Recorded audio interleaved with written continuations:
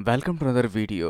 और ये है सोलो लेवलिंग के सीजन 1 के एपिसोड 1 का एक्सप्लेनेशन। तो कहानी की शुरुआत होती है 3 साल पहले एक आइलैंड पर हो रहे हमले से, जिसकी तरफ नौसेना खड़ी होती है, लेकिन वो भी वार करने से रुकती है क्योंकि वहां मौजूद उन जीवों पर इनके वार किसी काम नहीं आएंगे। उन जीवों को सिर्फ हंटर्स रोक सकते हैं। जहां उस आइलैंड में हंटर की फौज उनसे लड़ रही होती है, पर उन सभी हंटर्स को मुंह की खानी पड़ती है क्योंकि उन जीवों के आगे उनके वार किसी काम नहीं आते और शायद वो सभी मारे जाते। जहाँ सामने आते हैं कुछ और हंटर्स जो उनको हील करते हैं और साथ ही इन सभी जीवों का सामना भी करते हैं क्योंकि वो होते हैं एस क्लास के हंटर्स। जहाँ वो चींटीनुमा जीव का सामना करते हैं, पर तभी एक और सफ़ेद रंग की चींटी आ जाती है जो शायद इनकी लीडर हो सकती है, जिसकी तरफ भी एस क्लास के हंटर धुएंधार तरीके से बढ़ते हैं और उसके ऊपर दो अलग अलग डायरेक्शन से वार करके आखिर में उसको हरा देते हैं। पर यह मुकाबला यहीं ख़त्म नहीं होता क्योंकि और भी बहुत सारे उस तरह के जीव वहाँ मौजूद होते हैं जिसका सामना ये दो हंटर कर रहे होते हैं। पर आगे और भी इस तरह के और जीव होते हैं जिनका सामना उस आइलैंड के अंदर की ओर कुछ और हंटर्स कर रहे होते हैं। जिस सब की शुरुआत करता है ग्रैंड मास्टर चोई, जिसके आग के शक्तियों की चपेट में आकर कई सारे ऐसे जीव मारे जाते हैं। पर कुछ जीव बच भी जाते हैं जो आगे की तरफ बढ़ रहे होते हैं, जिनका सामना करने बाकी हंटर्स उनकी ओर बढ़ते हैं। तो आखिर क्या है ये जीव और आखिर ये सब हो क्या रहा है? जो सब जुड़ा होता है अतीत में हुए एक हादसे से, जहां आज से 10 साल पहले ये दुनिया किसी और अल्टरनेट डायमेंशन से लिंक हो जाती है। जिस अल्टरनेट डायमेंशन में घुसने के लिए कुछ गेट सामने आते हैं, जिन गेटों से एंट्री करके ये पहुंचते हैं किसी और डायमेंशन में, जहां उन्हें सामना करना पड़ता है मैजिकल बीस्ट का, जिनके खिलाफ आम हथियार काम नहीं आते, जिनसे लड़ने के लिए कुछ खास शक्तियां मिली है कुछ लोगों को, जिसके इस्तेमाल से वो लोग लड़ते हैं इनके खिलाफ। और उन लोगों को हंटर्स कहा जाता है। और उन हंटर के शरीर में मौजूद मैजिकल पावर के हिसाब से उनको बांटा गया है एस क्लास, ए क्लास, बी क्लास, सी क्लास, डी क्लास और ई क्लास में, जहाँ ई क्लास लास्ट सब क्लास है। और जब किसी के पास उसकी शक्तियाँ उजागर होती है तो उसके बाद कोई भी कितनी मेहनत करके अपनी शक्तियाँ और नहीं बढ़ा सकता। यानी कि जिसको जो पावर लेवल मिल गई वो उसके लिए लगभग फिक्स ही है। पर इस सब इन्फॉर्मेशन और पास्ट से हम बढ़ते हैं प्रेजेंट टाइम की ओर, जहाँ एक जगह डंजन शो होता है जिसके आसपास कई हंटर्स इकट्ठे होते हैं जो सभी साथ मिलकर इस डंजन को इवेड करने वाले होते हैं। और तभी उनके बीच एक और हंटर आता है जिसको देख सभी काफी ज्यादा खुश होते हैं, जो सभी उसको ग्रीट करते हैं। पर जिस सबसे अनजान एक बंदा पूछता है कि आखिर सब इसको ग्रीट क्यों कर रहे हैं, क्या ये सबसे स्ट्रांगेस्ट है? तो इस बंदे ने ज्वाइन किया था इस टीम को जो शख्स इनसे सवाल पूछ रहा है उसके छोड़ने के बाद, और ये स्ट्रांगेस्ट नहीं, अब तक का सबसे वीकेस्ट हंटर माना जाता है, मतलब दुनिया का सबसे वीकेस्ट हंटर। हाँ, पर इसके बाद भी इसको साथ इसलिए रखा हुआ है क्योंकि ये किसी भी रेड में जब जाएगा तो वो रेड अपने आप काफ़ी इजी वाली निकलेगी, जिससे ये लोग आसानी से बेहतरीन लूट पा सकते हैं। पर वैसे ही उम्मीद करते हैं कि ये बात वो ना सुने और उसे बुरा ना लगे, पर वो सब कुछ पहले ही सुन चुका होता है। पर खैर, जैसा भी ये सच सच है, वो सच से मुंह बिल्कुल नहीं मोड़ना चाहता। तो इसका नाम होता है जिनवू, जिसे वहां देखती है जख्मी हालत में जूही, जो उसकी चोट लगी हालत को देखकर थोड़ी सी परेशान होती है और उससे पूछती है कि उसे ये चोट कैसे लगी। तो जहाँ आगे दोनों साथ बैठ के बात करते हैं और जिनवू बताता है कि लास्ट टाइम वो एक ई रैंक के डंजन में था, पर सिर्फ वही था जो जख्मी हुआ। और जब उसने अपनी आंखें खोली तो उसने खुद को एक हॉस्पिटल में पाया। जिस पर जूही से पूछते कि क्या कोई हीलर वहाँ नहीं था, जिस पर जिनवू बताता है कि सभी काफ़ी पावरफुल थे तो उन्हें हीलर की ज़रूरत महसूस हुई नहीं, जिस वजह से जख्मी होना पड़ा आखिर में सिर्फ इसी को। और वो इस सब का कारण खुद को मानता है क्योंकि वो कमज़ोर है, बजाय इसके कि वो लोग इसको अपने साथ लेके अपने मतलब के लिए और एक हीलर तक अरेंजमेंट उन्होंने नहीं किया उस समय। पर खैर, उनकी बात पूरी होने से पहले समय हो चुका होता है डंजन खोलने का, और इस रेड का इनका करंट लीडर इनको लेकर आगे बढ़ता है, जो जिनवू को संभल के रहने के लिए कहता है ताकि वो पिछली बार की तरह खुद को जख्मी न कर ले। जिस ओर बढ़ते हुए जिनवू देख पाता अपने हथियार को, जहाँ उसके हाथ में एक कमज़ोर सा चाकू होता है जिसमें कोई ज़्यादा खास मैजिकल पावर नहीं होती, पर जिनवू सिर्फ यही अफोर्ड कर सकता है। तो एक कमज़ोर सा हथियार और अपने हौसले को लिए जिनवू आगे बढ़ता है। तो उस डंजन में एंट्री करने से पहले हम बढ़ते हैं कहानी के कोर फेज में, जहाँ ये होता है हंटर एडमिनिस्ट्रेशन, जो बात करते हैं डंजन का आना काफ़ी तक खतरे वाली बात है। पर उसके अंदर जाके हंटर्स काफ़ी सारी चीज़ें जमा करते हैं और हंटर्स को जो भी वहाँ अंदर चीज़ें मिलती है उसको बेचकर वो अपना खर्चा चलाते हैं। तो डंजन में हराए गए बीच से इन्हें मिलते हैं कुछ स्टोन जिन्हें कहा जाता है एसेंस स्टोन्स, जो या तो इस शेप के होते हैं या इस तरह के छोटे शेप के, जिसका साइज और शेप डिपेंड करता है कि ये कितने खतरनाक बीस्ट को हराते हैं। जहाँ जिनवू भी आखिरकार अपना पहला स्टोन पाने में कामयाब होता है गॉब्लिन को हराकर। पर जिस खुशी के बीच में उस पर हमला करने आता है एक दूसरा गॉब्लिन, जिसके वार से बचते हुए जिनवू का चाकू चटक जाता है। जहाँ आगे जिनवू उस गॉब्लिन के वारों से बचकर उसे वार करने जाता है, जिस वार के लगने से पहले ही उसका चाकू टूट जाता है और उस पर होता है गॉब्लिन का वार, जो एक घातक वार होता है जिससे उसको उसका एक साथी बचाता है। पर जिस वार से बचने के बाद भी उसका काफी सारा खून बह चुका होता है, जिसको आगे हील करते उनके साथ आई हुई हीलर। जिस पल वहां जख्मी हालत में पड़ा हुआ जिन्बू अपने साथियों को लड़ते हुए देखता है, जो काफी बहादुरी से सामना करते हैं सभी बीस्टों का। तो जितने पावरफुल बीस्ट का ही सामना करेंगे, इन्हें उतने तगड़े एसेंस स्टोन मिलेंगे, और उन स्टोन्स के इस्तेमाल से बनते हैं उसी लेवल के खतरनाक और तगड़े हथियार। और इसी तरह के अलग अलग एसेंस स्टोन से अलग अलग तरह की चीज़ें बनती है, कुछ थोड़ी कम यूज़फुल, कुछ थोड़ी ज़्यादा यूज़फुल होती है।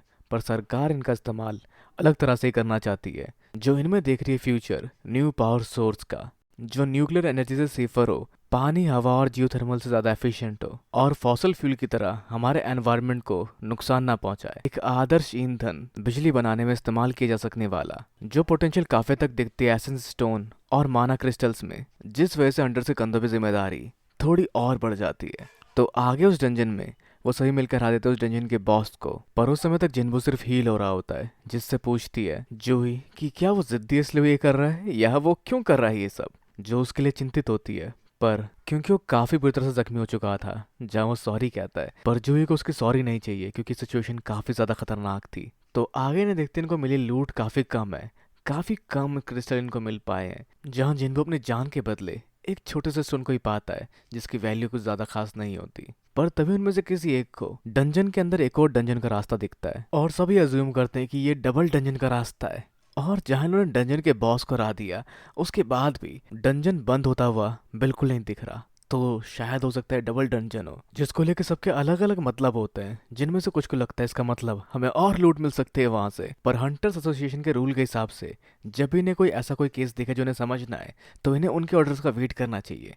पर ये अपने लालच के चलते वहां आगे बढ़ने की सोचते हैं, जिस सब बातों को सुनने और समझने के बाद इनके लीडर डिसाइड करते हैं वोटिंग कराने का, जहाँ कुछ लोग डंजन में जाना चाहते हैं तो कई लोग डंजन में नहीं भी जाना चाहते, जिससे वोटिंग टाई हो जाती है। और आखिर में बचता है जिन्बू, जो सब कुछ उसके फैसले पर डिपेंड करता है।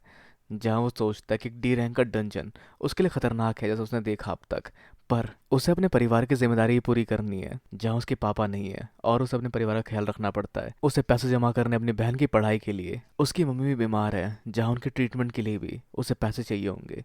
तो उसे पैसे चाहिए, जिस वजह से वो भी हाँ कहता है अंदर जाने के लिए। पर उस डंजन में बढ़ने से पहले हम बढ़ते दोबारा एक फ्लैशबैक की ओर, जिसमें दिखते हैं कुछ लोग जो अपनी शक्तियाँ स्कैन करते हैं एक मशीन के आगे, जिससे उनके हंटर हो सकने की पॉसिबिलिटी दिखती है, और उनकी पावर लेवल भी, और जिस सबके साथ उनकी रैंक डिटरमाइन होती है और उन्हें अलग अलग तरह के ऑफर्स मिलते हैं, जहाँ वैसे हर पॉसिबल काम आ सकने वाले रैंक वालों से कॉन्ट्रैक्ट साइन करवाया जा रहा होता है, जिस सब दौरान शांति से कोई आगे बढ़ता है, जिसके बारे में शायद हम आगे जानेंगे कहानी में। जहाँ ये सब करने के लिए उन्हें आदेश दे रहा होता है ग्रैंड मास्टर, जो शायद कुछ और पॉसिबिलिटीज के बारे में भी सोच रहा है। जहाँ कहानी में आगे शहर में कुछ चोर दिखाई देते हैं जो किसी लड़की का पर्स छीन कर स्कूटी में भागते हैं, जहाँ रोड पर उनके रास्ते में एक लड़की खड़ी होती है, जिसको वो हटने के लिए कहते हैं, वरना वो उसको कुचलकर आगे निकल जाएंगे। पर वो लड़की वहां से हटती नहीं, उल्टा उछलकर उनके ऊपर से निकलकर उस पर्स को उनसे छीन लेती है। और ये होती है चाहेन, जिसके बारे में बात कर रहा था ग्रैंड मास्टर भी, जो पावरफुल लड़की है, जो एस क्लास की हंटर है। जहाँ उस लड़की के पर्स लौटाने के साथ ही उसको भीड़ घेर लेती है, जो काफी फेमस होती है, जिस सबसे नर्वस होकर वो वहां से कूद के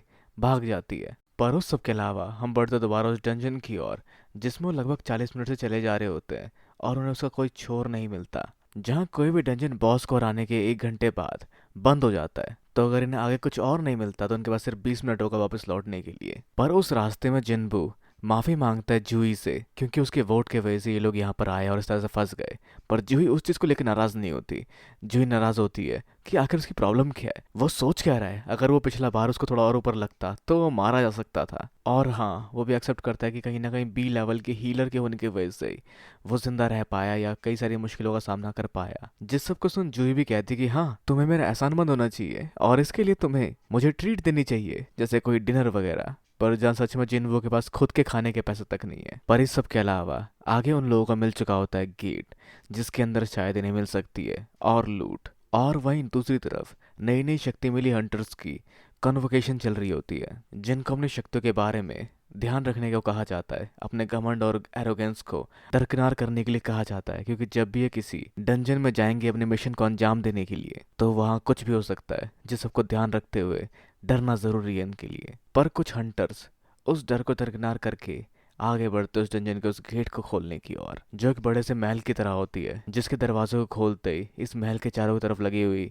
मशालें जलने लगती है नीले रंग की रोशनी के साथ। जिस डंजन या महल के अंदर इन्हें कई सारे स्टैचूज दिखते हैं और उन सब में एक सबसे बड़ा स्टैचू भी होता है। जिस पूरी जगह को ये देखते हैं और इन्हें यह एक स्क्रिप्ट दिखती है जिसमें लिखा होता है कुछ स्टेप्स जैसे रिवर्स गॉड की पूजा करना और इसी तरह की चीजें, जहाँ वैसे जूही को उनमें से एक स्टैचू की आंखें हिलती हुई दिखती है, जिस पर जिनवो को लगता है कि वो शायद इमेजिन कर रही हुई है ये सब। पर जैसे ही उनमें से एक शख्स इस पूरे स्क्रिप्ट को पढ़ के खत्म करता है, उस जगह का दरवाजा बंद हो जाता है। जिस सबसे परेशान होकर चिढ़ता हुआ उनमें से एक शख्स जाता है उस गेट की ओर, क्योंकि उसने वोट किया था कि वो अंदर इस डंजन में नहीं आएगा। पर उसे गेट के करीब पहुंचते ही उसको उनमें से एक स्टैचू काट देता है। जिस सबको देख के जिनवो भाप पाता है कि जिसको उसने काटा वो एक डी रैंक का हंटर था, तो उस चीज का सामना कर पाना जिनवो की बस की नहीं होगा। पर एक कमजोर हंटर होते हुए जिनवो कई बार मौत का सामना कर चुका है। जहाँ जब हम बात करें उसकी पहले रेड की, तो उस समय भी अपने झुंड से अलग हो गया था, जिसके बाद उसको ई रैंक के मॉन्स्टर्स ने जख्मी कर दिया और उसने हफ्ता भर बिताया अपना हॉस्पिटल में। जहाँ ऐसा ही कई बार हर तरह के डंजन में होता रहा, तो चाहे कितना भी कमजोर लेवल का डंजन क्यों ना हो, उसे हर बार वहाँ जद्दोजहद करनी पड़ी। जहाँ बाकी हंटर्स अच्छे गियर्स खरीद लेते थे पैसों का इस्तेमाल करते हुए, जो उन्हें एसेंस स्टोन बेच के मिलते थे, और जिस वजह से वो आसानी से शक्तिशाली बीस्ट को भी हरा देते थे। पर जहाँ इसके पास सिर्फ एक चाकू ही था, जो उससे पहले खाली हाथ जाने के मुकाबले काफी सही था। पर पैसों की तंगी के चलते उसके पास बेहतर जूते भी नहीं थे। पर दिन निकलते गए, जहाँ वो एक ऐसा काम कर रहा था जिसमें उसकी जान पर खतरा लगातार बना हुआ था, जिसको देखते हुए वो अपॉर्चुनिस्टिक बन गया और मौके का फ़ायदा उठाकर सही टाइम पे अटैक करना सीख पाया था। जिस वजह से वो जान पाता है इस मोमेंट पे कि उन पर हमला होने वाला है, जहाँ वो वहाँ मौजूद बाकी लोगों को झुकने के लिए कहता है, जिनके झुकने के साथ एक वार होता है, और जो समय पर नहीं झुकता या पीछे हटता वो उस वार की चपेट में आ जाता है। जिस सबके साथ जिनबू हैरान और परेशान होता है कि ये अब क्या करेंगे, ये लोग अंदर यहाँ ट्रैप हो चुके हैं, ये बस अब मारे जाएंगे, ये सभी अब मारे जाएंगे, जो सोच रहा होता है जिनबू। तो अब तक की कहानी में ये गलती से एक डुअल डंजन के अंदर आ जाते हैं, जहाँ हालात डी रैंक के डंजन जैसे बिल्कुल नहीं होते जिसमें लोग घुसे थे। वहाँ चीज़ें काफ़ी खतरनाक हो जाती है, पर जिन हो कि अब तक की सर्वाइवल इंस्टिंक्ट उसे बचाती है आगे होने वाले अटैक्स से। पर उससे बचने के बावजूद भी उनमें से एक का हाथ जख्मी हो जाता है, जो एक सी रैंक के हंटर होते हैं, जो वैसे इसके अलावा बी रैंक के डंजन में भी जा चुके हैं, और ये अपने उस एक्सपीरियंस से बता सकते हैं कि ये डंजन बी से ऊपर का है, ये ए या ए से भी ऊपर एस रैंक का डंजन है। और जहाँ वैसे इसकी थीम के हिसाब से इस डंजन के अंदर किए जाने वाली चीज़ें लिखी हुई है, जैसे पहले पूजा करो गॉड की, दूसरा गॉड की तारीफ करो, और तीसरा गॉड पे विश्वास करो। और जो इन सब बातों को नहीं मानेगा वो यहाँ से जिंदा नहीं जाएगा। और अगर इन सब बातों की माने तो वहाँ मौजूद वो बड़ी स्टैचू शायद गॉड को रेफर करती है, जिसके साथ शुरू होते 10 साल पुरानी बातें, जब से गेट अपीयर होना शुरू हुए, और उसके साथ ही जिन गेटों के अंदर मिले डंजन, जहाँ कुछ शक्तिशाली जीव पाए जाते, जिनको हराने के लिए कुछ लोगों में शक्तियाँ जागृत हुई, जिन्हें हंटर कहा जाने लगा। और एक बार जब इनमें शक्ति जागृत होती है, उसके बाद दोबारा ये उन शक्तियों के लेवल को चेंज या बदल नहीं सकते। और इस तरह के ये गेट के अंदर इन्हें मिला एक खतरनाक मॉन्स्टर जिसका सामना ये लोग नहीं कर सकते। जहाँ वैसे हम जिनवो की बहन को देख पाते हैं, जिससे उसकी फ्रेंड जिनवो के हंटर होने के बारे में पूछ रही होती है, जहाँ जिनवो की ज़िंदगी ई रैंक के हंटर होने के नाते काफ़ी टफ होती है। अब वैसे उस डंजन के अंदर ये लोग वहाँ से बाहर निकलने के तरीके सोच रहे होते हैं, पर वहाँ मौजूद उनमें से एक हंटर का सबर का बांध टूट जाता है, जिसे अपनी रफ्तार पे काफ़ी घमंड होता है, और वो तेज़ रफ्तार का इस्तेमाल करते हुए वहाँ से निकलने की सोचता है, जो अपनी शक्ति से तेज़ी से वैसा करता भी है। लेकिन थोड़ी दूरी तय करते ही उस स्टैचू की आंखें चमकती है और उसके ऊपर वार होता है, जिसके बाद सिर्फ उसके पैर ही बचते हैं और वो पूरा ख़त्म हो जाता है। तो इस स्टैचू के लिए इनको मारना कोई बड़ी बात नहीं है, वो चाहे तो ये सब एक झटके में कर सकता है। पर इस सब का मकसद कुछ और है, इन्हें फॉलो करने पड़ेंगे उन इंस्ट्रक्शन को जो कि इन्होंने यहाँ पढ़ा था।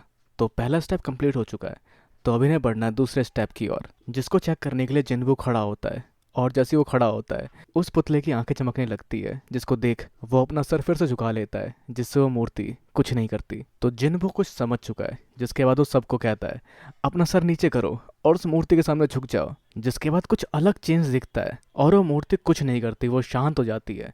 पर ये लोग अभी डरे होते हैं। पर जिनमें से एक बंदा खड़ा होता है, और वो खड़ा होकर सामने खुश होता है कि वो मूर्ति अब कुछ नहीं कर रही, और सच में मूर्ति इस समय कुछ नहीं कर रही होती। तो फिलहाल इनके ऊपर कोई भी हमला नहीं होता, पर अब आगे क्या करें, क्योंकि वो मूर्ति खड़े होकर चलना शुरू कर देती है इन सभी की ओर। जिस सबको देखते हुए ये इस चिंता में आ जाते हैं कि अब इन्हें क्या करना चाहिए। जहाँ जिन्वो का आइडिया होता है कि इन्हें अब प्रेज करना पड़ेगा, तारीफ करनी पड़ेगी गॉड की, वहाँ लिखे उस इंस्ट्रक्शन के हिसाब से। पर ये लोग उस गॉड की तारीफ कैसे करेंगे जो किसी को समझ नहीं आती।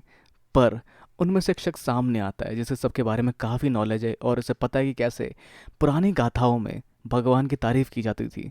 और वो वही करने के लिए वहाँ खड़ा होकर शुरू करता है प्रेयर करना और भगवान की तारीफ करना, जिससे वो मूर्ति थोड़ी स्लो हो जाती है और ये चीज़ शायद असर कर रही होती है। पर जिन्बो को एक ख्याल आता है कि ये मूर्ति रिवर्स गॉड है, तो इस तरह की अच्छी प्रेयर उस पर शायद काम ना करे। जैसा होता भी है, जहाँ वो बड़ी सी मूर्ति एक बड़ी सी मुस्कुराहट के साथ अपना पैर आगे बढ़ाकर उस शख्स को कुचल देती है, और ऐसा ही कुछ करते हुए वहाँ बैठी एक लड़की को भी कुचल देती है। जिस सबसे घबरा कर बाकी लोग वहाँ से यहाँ वहाँ भागना शुरू कर देते हैं। जिस सबसे बचने के लिए एक शख्स वहाँ से भागकर एक दूसरी मूर्ति के साथ खड़ा हो जाता है, पर उस मूर्ति के हाथ में तलवार थी जिसकी वार से वो दो हिस्सों में कट जाता है। जिस अपने परिवार से दोबारा मिलना था, पर अब ऐसा कुछ दोबारा नहीं हो पाएगा।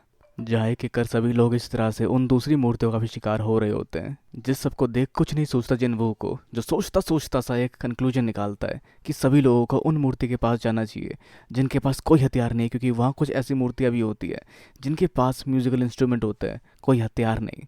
और ये लॉजिक काम करता भी है, क्योंकि वो मूर्ति अपना इंस्ट्रूमेंट बजाना शुरू करती है और इनके ऊपर कोई भी हमला नहीं होता। और ऐसा करते करते जिन्वू और जूही एक मूर्ति के पास आते हैं, लेकिन दो लोग एक मूर्ति के पास आने पर वो मूर्ति नहीं काम करती, जिस वजह से वहाँ जूही को छोड़ जिन्वू आगे दूसरी मूर्ति की ओर बढ़ता है जिसके पास म्यूजिकल इंस्ट्रूमेंट होता है। जैसा करने के लिए उसे बचना पड़ता है उस बड़ी सी मूर्ति के पैरों से भी। जिस बचाव के दौरान वो गलती से एक दूसरी मूर्ति के पास पहुंच जाता है जिसके हाथों में एक शील्ड होती है, और जिस शील्ड से उसके ऊपर वार होता है, जिससे काफ़ी हद तक जिन्वू जख्मी हो जाता है। पर फिर भी अपने आप को रगड़ता हुआ रेंगता हुआ आगे बढ़ता है वो, जिसके पीछे वो बड़ी सी मूर्ति भी अपने पैरों के लिए बढ़ती है जो उसे कुचलने ही वाली होती है। पर आखिरी मोमेंट तक वो खुद को संभाल कर बच बचा कर पहुँचता है एक म्यूजिकल इंस्ट्रूमेंट वाली मूर्ति के पास। पर वह मुकाम पूरी तरह से सफल नहीं था, क्योंकि ऐसा करने में जिन्वू को अपना एक पैर भी गंवाना पड़ा। जिस कटे हुए पैर को हील करने की कोशिश करती है जूही, पर उसकी खुद की लिमिट इतनी पुश हो चुकी होती है कि वो ऐसा नहीं कर पाती। तो सभी वहाँ अफसोस करते हैं उन सभी लोगों का जो मारे गए। जिसके बाद वो एक दूसरे को कोसने लगते हैं यहाँ आने का फैसला करने को लेकर, जिसमें कुछ लोगों ने मना भी किया था। पर जिस सबकी रिस्पॉन्सिबिलिटी इनका लीडर लेता है, जिसने यहाँ आने का फाइनल डिसीजन लिया था इन सब के वोट्स के हिसाब से। पर इनकी आर्गूमेंट के बीच में वो गॉड अपना हाथ उठाता है, उठा हुआ प्लेटफॉर्म सामने आता है, जिसे देख जिन्वू कहता है ये शायद पुरानी गाथाओं के हिसाब से भगवान को अब शायद हमसे बलि चाहिए। जोसेफ सन वहाँ चिड़े हुए लोग उनके लीडर पर तलवार तान कर उन्हें आगे बलि की तरह बलि देने वाली जगह पर ले जाते हैं, और इस सबको अपनी जिम्मेदारी मानकर उस जगह जाकर खड़े भी हो जाते हैं, जिनके उस जगह जाकर खड़े होने से उस जगह के घेराव में एक लौ जल जाती है। पर आगे कुछ भी नहीं होता। मतलब ये किसी तरह की कोई बलि नहीं थी, जो समझकर जिन्वू वहाँ मौजूद बाकी लोगों से कहता है उन्हें उस जगह के नज़दीक ले जाने के लिए, ताकि वो उस जगह का मुआयना कर सके। तो जैसे ही दो लोग जिन्वू को सहारा देते हुए वो अंदर ले जाते हैं, तो वहाँ मौजूद उन चारों की वजह से चार लौ जल उठती है। तो अब आगे जिन्वू को उसके बाद कुछ समझ नहीं आता, जो उम्मीद करता है कि उन्हें शायद वेट करना चाहिए जब तक कि उन्हें कोई बचाने वहाँ नहीं आता, पर बस उससे पहले ये लोग खुद ना मारे जाए। तो आमतौर पर गेट 7 दिन के बाद पूरी तरह से खुलता है, जिसके बाद वहाँ मौजूद बीस्ट इंसानी दुनिया में घुस सकते हैं, जिसको रोकने के लिए इनका मेन पर्पस होता है इस दुनिया में घुसकर बॉस को हराकर गेट बंद करना। और अगर ये लोग यहाँ हार गए और 7 दिन तक यहाँ कोई नहीं आया, तो ये गेट टूटेगा और वो बड़ा सा मॉन्स्टर यहाँ से बाहर निकल जाएगा। जो सब सोचने के बाद जिन्वू उन दोनों को भी इस गोले के अंदर आने के लिए कहता है, जिसके बाद वो दोनों भी अंदर आते हैं और 2 और लौ जल जाती है, और आसपास बिजली के चमकने के बाद नीले रंग की लौ जल उठती है, जो उस गोले को चारों तरफ से घेर लेती है। पर साथ ही उस डंजन का गेट भी खुल जाता है, और उस नीली लौ में से एक लौ बुझ जाती है, और वहाँ मौजूद बाकी बड़े बड़े सैनिक या दानव आगे चलकर बढ़ना शुरू करते हैं, जिससे ये सब घबरा जाते हैं। पर जिन्वू नोटिस करता है कि उनकी तरफ देखने से वो रुक जाते हैं, तो इन सबको बस उनकी तरफ देखना है, जैसे ही सभी करते भी है।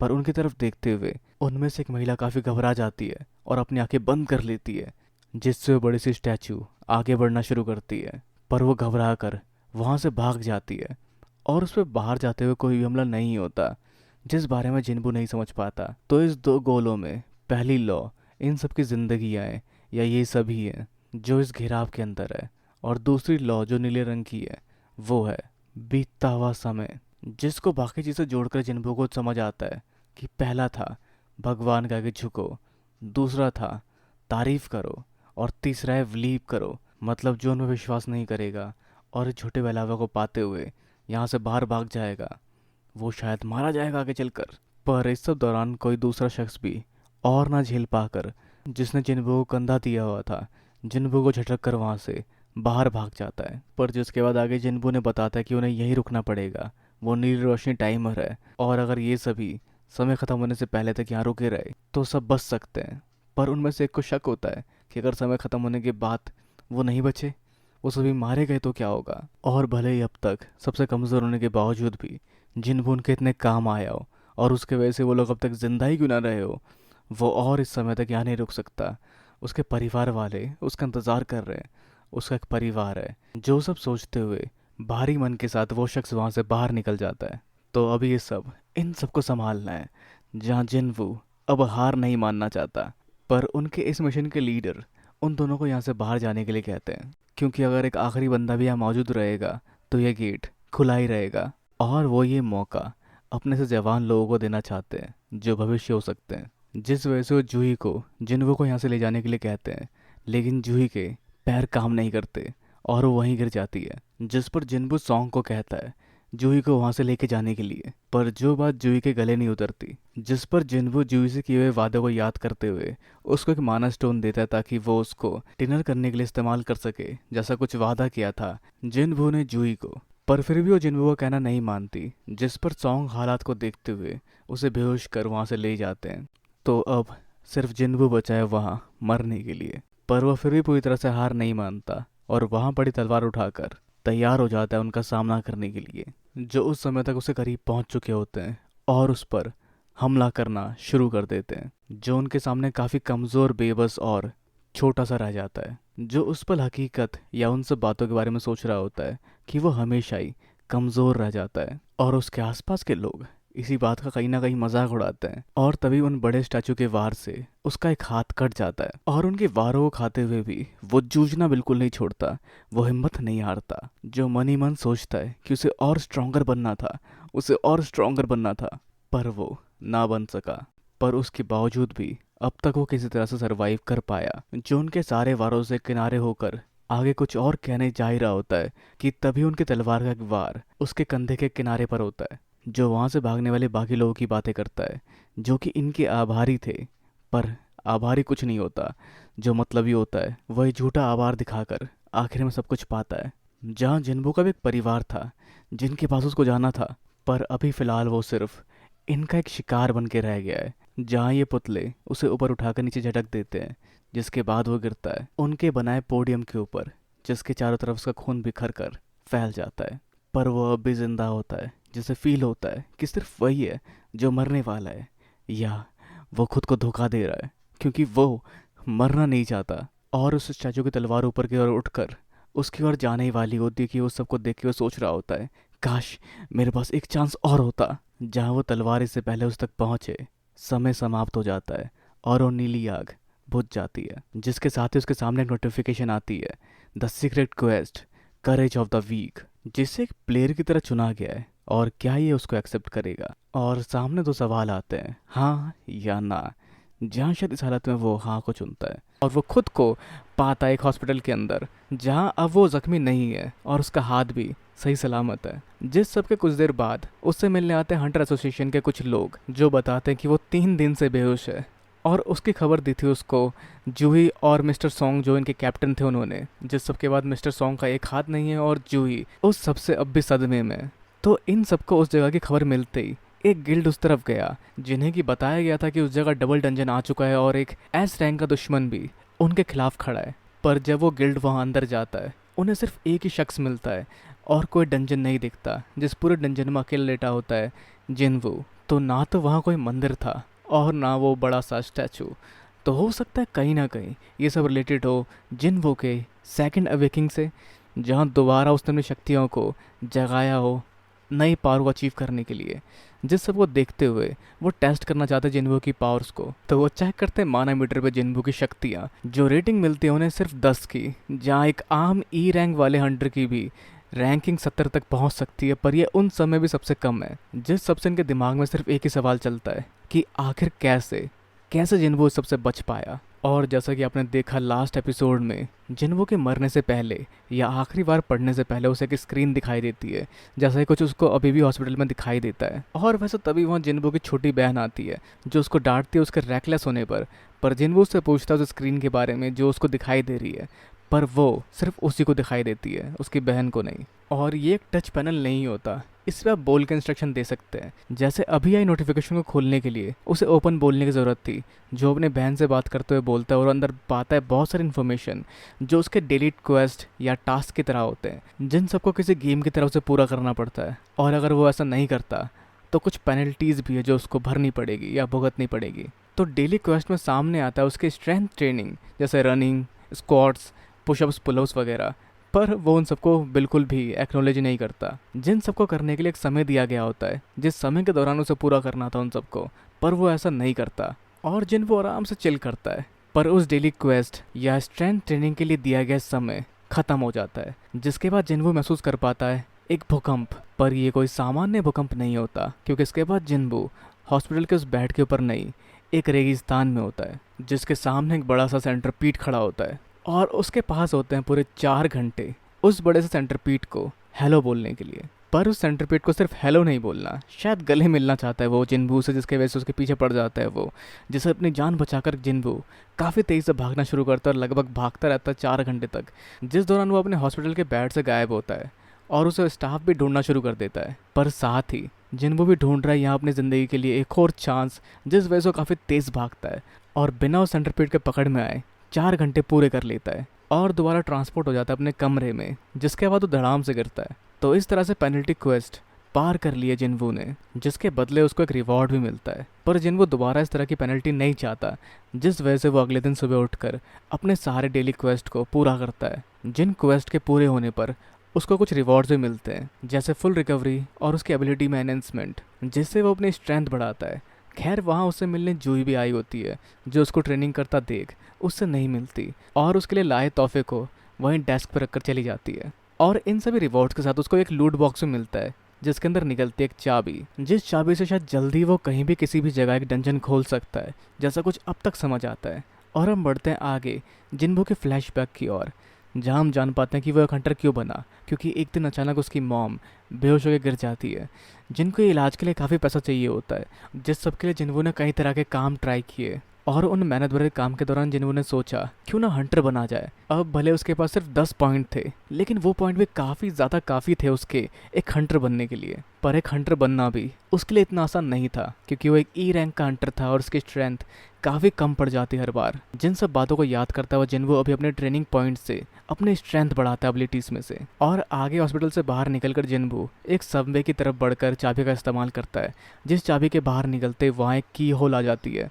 और उसे खोल जिन्वो सबवे के अंदर पहुँचता है, जो एक डंजन की तरह होता है, लेकिन डंजन जैसा नहीं होता, क्योंकि जिन्वो के अंदर घुसते ही एग्जिट पॉइंट ब्लॉक हो जाता है और जिन्वो उससे बाहर नहीं जा पाता। जो होती तो सेम वही जगह है, लेकिन एक पैरेलल डायमेंशन की तरह, जिसमें लोग दिखे जाते हैं आसपास, लेकिन वो उनसे इंटरेक्ट नहीं कर सकता और ना ही उसके इस डंजन के वजह से उन पर कोई असर होता है। और जिन्वो यहाँ से बाहर नहीं निकल सकता।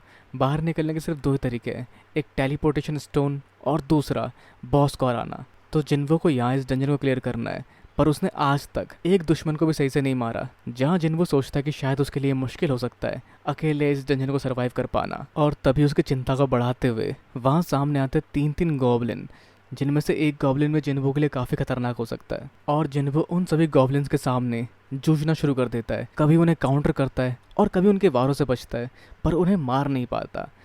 पर ऐसे जूझते हुए थोड़ी देर बाद जिन्वो अपने चाकू के वार से एक गॉब्लिन को मारने में कामयाब होता है और फिर वो मारता है दूसरे गॉब्लिन को, जिससे उसका कॉन्फिडेंस थोड़ा बढ़ जाता है और तीसरे गॉब्लिन को भी काफ़ी आसानी से मार देता है। जहाँ जिन्वो महसूस कर पाता है कि उसकी शक्तियाँ पहले से बढ़ चुकी है, पर तभी उसकी गलतफहमी को दूर करने सामने आता है एक वुल्फ जिसके वार को काउंटर करते हुए जिन्बो का चाकू टूट जाता है और इस वुल्फ के जबड़े स्टील के होते हैं, जहाँ उस वुल्फ की शक्ति को भाप कर जिन्बो के पैर कांपना शुरू कर देते हैं और वो महसूस कर पाता है डर को। और आगे वो वुल्फ भागता हुआ आता है जिससे जिन्बो को एक खरोच लग जाती है और जिन्बो महसूस कर पाता है कि उसके साथ कोई हीलर भी नहीं है, तो अगर यहाँ कुछ भी गलत होता है उसके साथ तो बचने का कोई चांस भी नहीं है। जहाँ आगे वो वुल्फ भागता हुआ छलांग लगाता है जिन्बो की ओर, जिसको हराना भी जिन्बो के लिए काफ़ी मुश्किल होता दिखाई दे रहा है। या ऐसा सिर्फ जिन्बो को लगता है, क्योंकि जब वो बीस्ट उसकी तरफ लपकता है जिन्बो उससे अपने शरीर की एजिलिटी से काफ़ी आसानी से बच पाता है और महसूस कर पाता है अपनी बढ़ी हुई ताकत।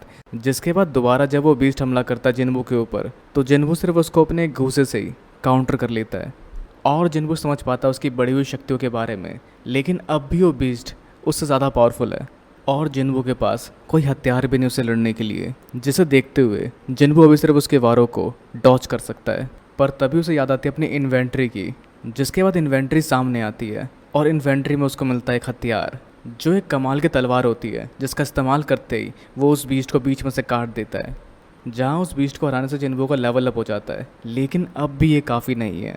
अब भले उसके ज़ख्म भी हील क्यों ना हो गए हों, ये कशमकश ख़त्म नहीं होती। वहाँ इस तरह के और बीस्ट सामने आ जाते हैं, पर इस बार जिन्बो पहले से ज़्यादा कॉन्फिडेंट होता है और तैयार होता है उन सबको हराने के लिए। पर पिछले वार के वजह से उसकी तलवार ज़मीन में अटक जाती है, जिसको वो निकालता है उन बीस्ट को उसकी तरफ बढ़ने से पहले और उससे एक वार करता है उस बीस्ट के ऊपर। लेकिन वो बीस्ट उस वार को अपने दांतों से पकड़ लेता है, पर जिन्बो हार ना मानकर उस बीस्ट को एक लात मारता है, जिसके बाद वो उसको अपनी तलवार से काट देता है।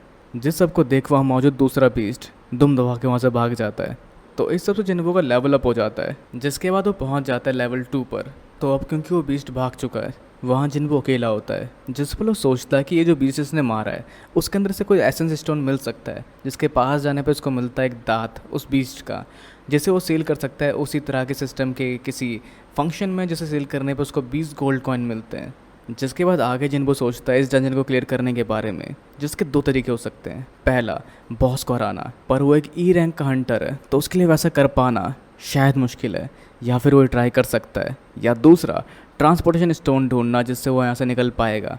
लेकिन इस सब के बीच वो बीस्ट जो दुम दबा के वहाँ से भागा था अपने साथ बंदे बुला कर ले आता है। मतलब वहाँ कई सारे उस तरह के बीस्ट देखे जाते हैं जिन्बो के सामने, पर जिन्बो इस सबसे बिल्कुल भी हिचकता या डरता नहीं है। वो डट के उनका सामना करने के लिए आगे बढ़ता है और आगे बढ़कर उन सभी बीस्टों को हराना शुरू कर देता है, क्योंकि वो जानता है कि मरना कैसा लगता है। जहाँ इस बार वो तैयार है उन सभी चिंताओं से बाहर निकलने के लिए, आगे बढ़ने के लिए और लड़ने के लिए, क्योंकि अतीत में उसने काफ़ी कुछ झेला है। उसकी मॉम बीमार थी, वो हंटर बना और उस दौरान वो मारा भी गया। जहाँ अभी के ये हालात उसके सामने कुछ नहीं है और वो तैयार है सबको और चुनौतियों से भरने के लिए, और वो उन सबको काफ़ी आसानी से हराता चला जाता है, जिस सबसे उसका लेवल अप होता चला जाता है और उसे मिलता है वुल्फ असैसिन का टाइटल। पर उन सबको हराते हराते उसकी वो तलवार भी ख़राब हो जाती है, तो उनसे वुल्फ को हराकर उसको काफ़ी सारी चीज़ें मिलती है, जिन सब में से एक टेलीपोर्टेशन स्टोन भी होता है, जिसको देख वो कश्मकश में पड़ जाता है कि उसे आगे बढ़ना चाहिए या यहाँ से वापसी लेनी चाहिए। और वो फैसला करता है टेलीपोर्टेशन स्टोन को अंदर रखकर आगे बढ़ने का। और वैसे इस जगह से बाहर जूही को हंटर एसोसिएशन वालों की कॉल आती है कि उसके आसपास एक डंजन है और उनके पास हीलर की कमी है, जहाँ जूही इस चीज़ को मना करना चाहती थी, लेकिन उसे याद आता है जिन्बो का जुनून, जिसे देख वो भी कंटिन्यू करती है और इस ऑफर को रिजेक्ट नहीं कर पाती। और वहीं जिन्बो दूसरी तरफ कई सारे और बीस्टों का सामना करता है, जिनसे बीस्टों को हराते हराते वो देख पाता है कि उनके ऊपर लिखे हुए नाम अब सफ़ेद हो चुके हैं। उन्हें हराना उसके लिए अब काफ़ी आसान है। सफ़ेद मतलब उससे कमज़ोर, ऑरेंज मतलब उसके बराबर पावर वाले, और रेड मतलब खतरनाक, जिनको हराना उसके लिए भी मुश्किल है। पर इन सब को हराने के बावजूद जब जिन्बो आगे बढ़कर नीचे की तरफ जाना चाहता है, उसे महसूस होता है कि वहाँ पर जो मॉन्स्टर है उसको हराना उसके लिए थोड़ा और मुश्किल हो सकता है। वो बीस्ट उसकी कैपेबिलिटी से और पावरफुल हो सकता है, और साथ ही वो अगर आगे बढ़कर लड़ता है तो उसके हाथ की ये तलवार शायद आगे टूट ही जाए। पर फिर भी हिम्मत जुटा के जिन्बो बढ़ता है आगे अंदर की तरफ अपनी किस्मत आजमाने, जहाँ वो जगह बिल्कुल भी पहले की तरह नहीं है और वो मॉन्स्टर काफ़ी तेज़ ज़्यादा जिन्बो की तरफ, जिसके एक बार से ही जिन्बो की तलवार बीच में से टूट जाती है। और जिन्बो के इतने लेवल अप करने के बावजूद भी उस मॉन्स्टर का या बीस्ट का नाम अभी भी ऑरेंज में लिखा आता है, जो मोस्ट प्रोबेबली इस डंजन का बॉस है। और उसकी खाल या स्केल से तलवार आर पार ले जाना काफ़ी मुश्किल होने वाला है, और जहाँ वैसे भी जिन्बो की तलवार अब टूट चुकी है। और कुछ देर बाद जिन्बो की तरफ काफ़ी तेज़ से बढ़ता है वो, जिसे रोकने के लिए जिन्बो अपनी टूटी हुई तलवार का इस्तेमाल करता है, लेकिन उसकी वो टूटी हुई तलवार उस बीस्ट के खाल के आर पार नहीं जा पाती और जिन्बो को उसकी वारों से बचते हुए सोचना पड़ता है कि कैसे वो उसको हराएगा। पर इससे पहले कि जिन्बो कोई वार कर पाए, उस पर लगातार उस बीस्ट के कई सारे और वार होने शुरू हो जाते हैं, जिससे जिन्बो जूझता हुआ बचने की कोशिश करता है। पर वो सभी कोशिशें काफ़ी हद तक फेल होती दिखाई देती है, क्योंकि जिन्बो उन वारों से बच नहीं पाता, वो उनके चपेट में आ जाता है। जिन सभी वारों का सामना करने के बाद जिन्बो को महसूस होता है कि वो उन सभी वारों के अगेंस्ट कुछ नहीं कर सकता। पर बजाय डरने के, जिन्बो अब भी खड़ा होता है और तैयार होता है और तैयारी के साथ उसको हराने के लिए। जिस दौरान हम देख पाते हैं जिन्बो का फ्लैशबैक, जिसमें हम जान पाते हैं कि जिन्बो का निकनेम रख दिया गया था दुनिया के सबसे कमज़ोर हंटर के तौर पर तभी मिस्टर सॉन्ग ने उसका हौसला बढ़ाया था उस समय और कहा था, तुम उनकी बातों पर बिल्कुल ध्यान मत देना।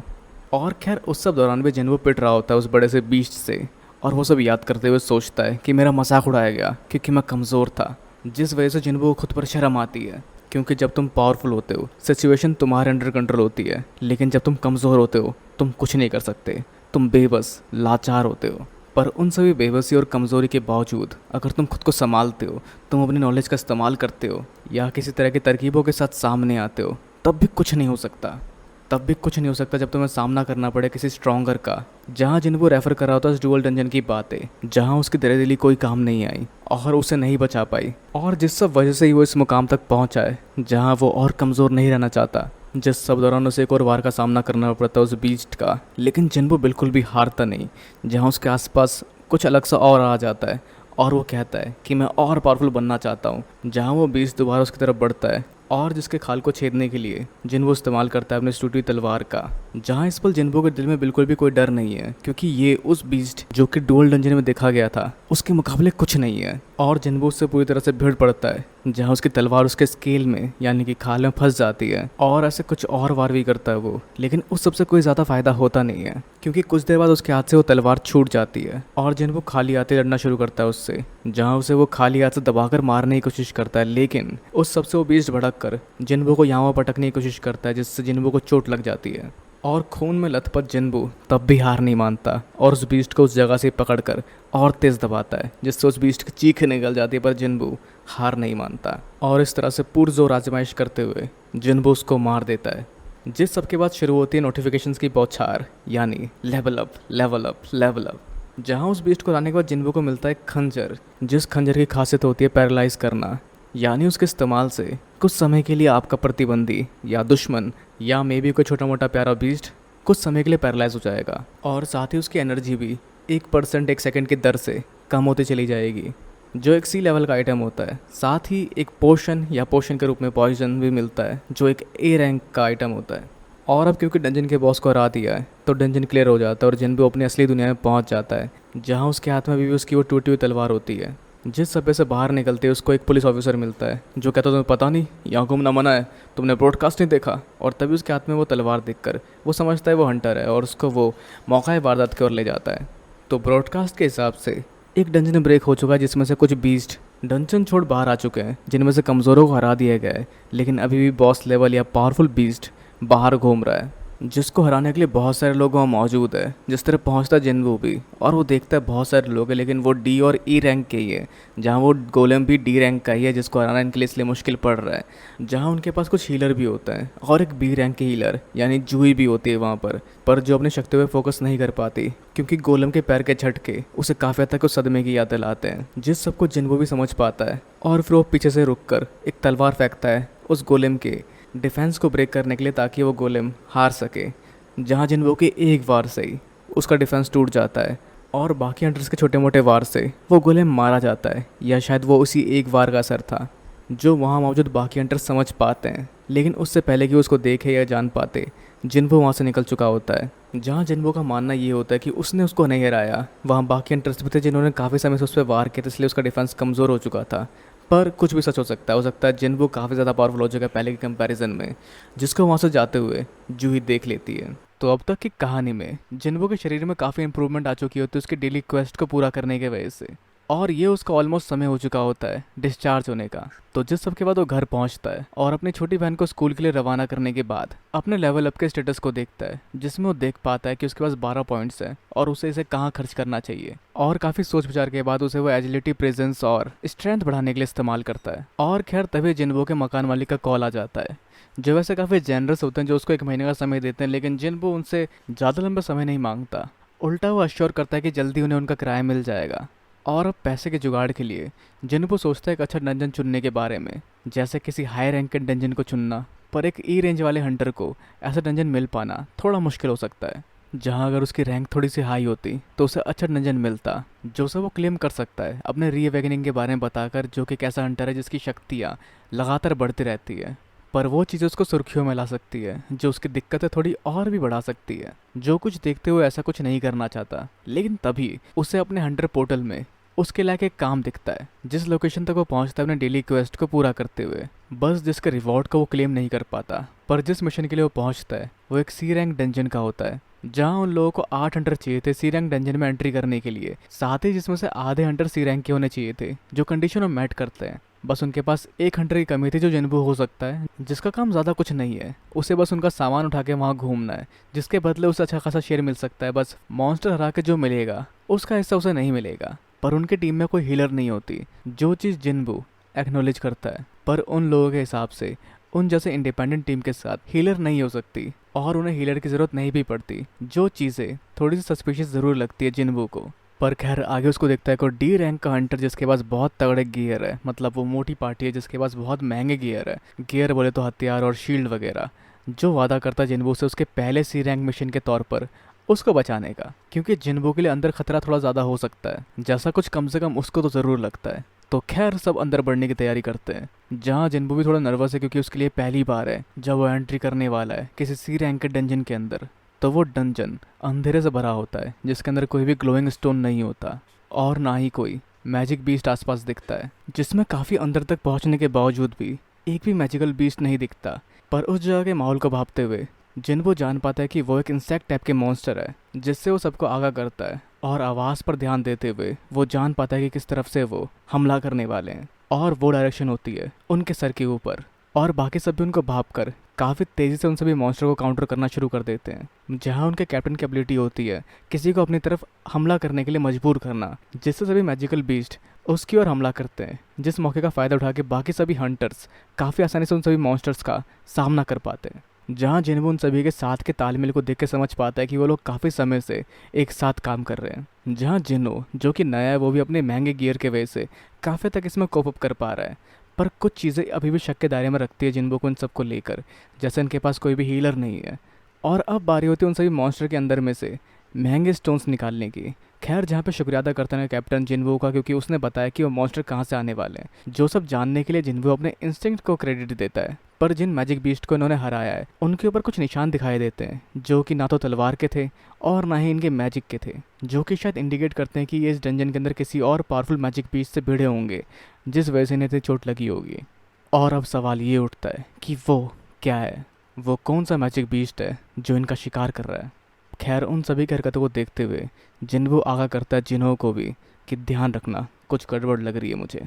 तो वो आगे बढ़ते हैं डंजन के अंदर, जिसके अंदर कुछ और बिल्कुल नहीं मिलता। वो पूरा डंजन लगभग खाली होता है, बजाय कुछ छोटे मोटे मैजिकल बीस्ट के, जो उन्हें आगे दोबारा मिलते हैं, जिन्हें मारने के बाद ये पाते हैं बॉस के चेम्बर को, जिसके आसपास जाला लगा होता है। और उससे आगे बढ़ने के बाद एक चेम्बर आता है, जिसके अंदर बहुत सारे एसेंस स्टोन होते हैं, जिनकी कीमत अरबों में हो सकती है। पर ये मैजिकल बीस्ट के साथ नहीं मिला, जिसे देखते हुए जिन्हो सोचता है कि शायद इसमें हक हो सकता है जिन्वो का भी, जिसको लेकर वो उनके कैप्टन से बात करता है कि ये बीस्ट के अंदर से नहीं निकले, और जिन्वो के कॉन्ट्रैक्ट के हिसाब से जो भी हमें अंदर मिलेगा उसका बराबर हिस्सा होगा अगर वो डंजन के अंदर मिलेगा। जिसे देखते हुए वो कैप्टन मानता है कि हाँ सभी चीज़ों के 8 बराबर हिस्से होंगे, लेकिन अभी भी इस डंजन के बॉस को हराना बाकी है। और साथ ही वो लोग टूल्स लाना भूल गए हैं, जिन्हें ध्यान नहीं था कि इतने सारे क्रिस्टल उठाने के लिए मिलेंगे उन्हें अंदर, और उन्हें टूल्स लेकर आना चाहिए था। और जिसे बोलने के बहाने के साथ वो उन दोनों को अंदर उस चीज़ पर नज़र रखने के लिए कहते हैं, जिस दौरान वो लोग बाहर जाकर टूल्स ले आएंगे, जिसको अपोज करता है जिन्हो, क्योंकि उसके साथ है जिन्बू जो सिर्फ एक ई रैंक का हंटर है, और वो भी एक डी रैंक हंटर है, जिन दोनों के लिए ये माहौल थोड़ा मुश्किल हो सकता है। पर अकॉर्डिंग टू कैप्टन वो चीज़ अभी सो रही है, तो इन दोनों को ज़्यादा प्रॉब्लम नहीं होने वाली उससे, और वो जल्दी वापस आ रहे हैं टूल्स लेकर। हाँ, बस इन्हें उसे छेड़ना नहीं है ताकि वो जग ना जाए कहीं, और वो भरोसा रखने के लिए कहता है जिन्हो को उनके ऊपर। और जिन्हो उसकी बातों को एनालाइज कर रहा होता है कि उसने इन दोनों को यहाँ अकेला छोड़ा, और सी रैंक के डंजन में घुसने के लिए आपको 8 मेंबर चाहिए होते हैं, और उसने कहा था वो अपने सभी रेड में बिना हीलर के जाते हैं। सभी रेड मतलब वो और भी सी रैंक के रेड में जा चुका है, तो उनके साथ पहले से ही बाकी के 2 और लोग भी होने चाहिए थे जो उनके इस 8 लोगों के कोटा को पूरा करे, पर वो नहीं है इनके पास। और साथ ही आगे इस चीज़ का रीज़न निकल के सामने आता है कि वो 2 लोग हमेशा मारे जाते हैं नए कोटे के साथ, क्योंकि आगे वो कैप्टन उस चेंबर को सील करने के लिए कहता है, और जिस सबसे अब शक पूरा हो जाता है जिन्बू का। और उसे याद आती है मिस्टर सॉन्ग की बात जो उन्होंने कही थी कि डंजन के अंदर कुछ भी हो सकता है, जिससे काफ़ी सारी खतरनाक चीज़ें हो जाती है, लेकिन कभी कभी जब अंदर की बात किसी को कुछ पता ही नहीं होने वाली, तो उसको देखते हुए बहुत सारे लोग क्राइम भी करते हैं, जैसा अभी हुआ। और उसके कुछ देर बाद डंजन का बॉस एक्टिव हो जाता है, जिसके सामने खड़ा होता है शील्ड बनकर जिन्बू को बचाने के लिए। और जिन्बू भी महसूस करता है एक सी रैंक का मॉन्स्टर और ई रैंक हंटर, वो मॉन्स्टर एक अलग ही लेवल का है। पर जिन्बू तभी सोचता है अलग ही लेवल का, अब तक उसने कई सारे मॉन्स्टर देखे और वो पहले से ज़्यादा पावरफुल बन चुका है। जहाँ वो जिन्हो को पीछे हटने के लिए कहता है और वो सामना करने के लिए आगे बढ़ता है उस सी रैंक के बॉस का, जिस पर वो कहता है कि वो हराएगा इसको। तो क्या हरा पाएगा जिन्बो उस मॉन्स्टर को, और कितनी आसानी से हरा पाता है जिन्बो उस मॉन्स्टर को, या उसे क्या मुश्किलों का सामना करना पड़ता है, जानने के लिए आपको वेट करना पड़ेगा इसके नेक्स्ट पार्ट का। तो अपने प्यारे में नीचे कमेंट बॉक्स में बिल्कुल ना भूलें, वीडियो को लाइक शेयर और चैनल को सब्सक्राइब करना भी बिल्कुल ना भूलें। तो अगली मिलते हैं अगली वीडियो में। Sayonara and have a nice day.